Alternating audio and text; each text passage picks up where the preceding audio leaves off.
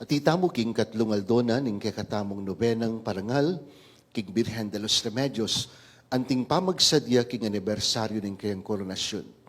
Ing koronasyon ning Birhen, meto niyang masayang okasyon kay katamong Kapampangan. Iba't ka ring mialiwang lugal, parokya, baryo, sityo, muntalangan king lugal nung nuka rin maganaping koronasyon.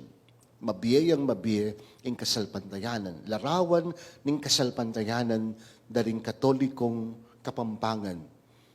Dapat emo pa che koronasyon. Nung nuka rin ing krusada, nuka rin niya manmunta ing Birhen, akit mong mabiyaya ing kasalpantayanan. Lulwala, bangsalubong, bayitay, kabit na ring banderitas, kapitangan bengiman o kaugtuan, tutok ng ing rosaryo, mabiye ing kasalpantayanan, makagising la ding katoliko. Ing krusada, gigisinga na katamo, ing Birhen de los Remedios, gigisinga na katamo. Gigisinga na katamo, anting panagkat na kay katamo ning Ginoo, maglame kayo, sukat kong makagising, eko matudtud, makapanaya, mulat king kasalpantayanan, mabiye at matingkad ing kasalpantayanan. Dapat emo kabud makagising, emo kabud ating banderitas, emo kabud ating magrosaryo at makatrompa ing rosaryo, daramdaman daring sabla. Nanong panagkat na kikatamo ng Ebanghelyo, bukod king makagising, kailangan ding suluta mo lamatadda. At kailangan lamatadda, kapabilat naning laro, ay magisan. Ding limang mangmang lamigbakang reserbang laro. Ding limang biyasa, migreserba lang laro. Bangkanita, mayantala yaman ng lalaking kakasal, lakagisan ng king laro, lamatda, ding karelang sulo.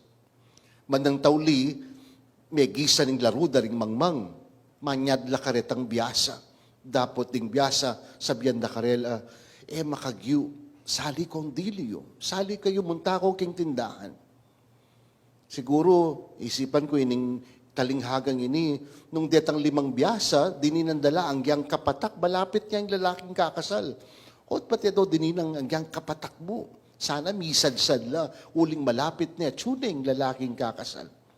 Pero yung kwentong iti, lalarawan na laritang bage, tamo ayas sa karigaliwa.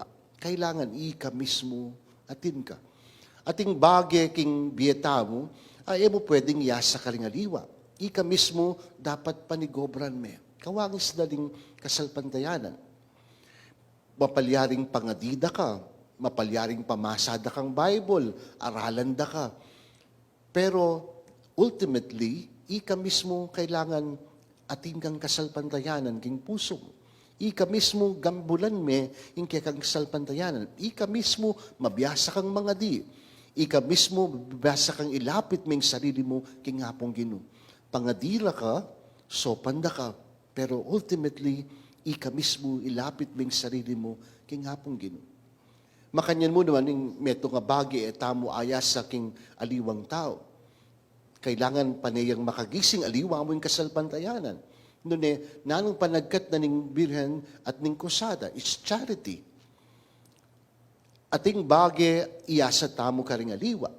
Pero ika mismo dapat panigobran me itang karidad king puso mo.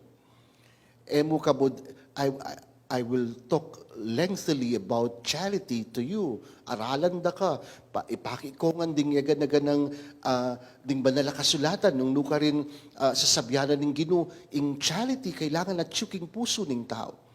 But ultimately, you have to be charitable yourself. Ding nakalataw, papakit na kaya itang charity, examples of charity around us. But ultimately, ika mismo, gambulan may itang charity king puso mo. Ika mismo maging maganaka ka. Ika mismo kimot ka, bang kanita sumaup ka to be charitable to other people in need. In charity, yakabod mami kang pamangan, mami kang pera, king maglimus ka. But to be charitable means to be charitable in our mind and in our words and in our actions. Potang lalawen ming kapara mong tao, kamapanusga. Potang lalawen may kapara mong tao, kami misip marok. To be charitable to that person.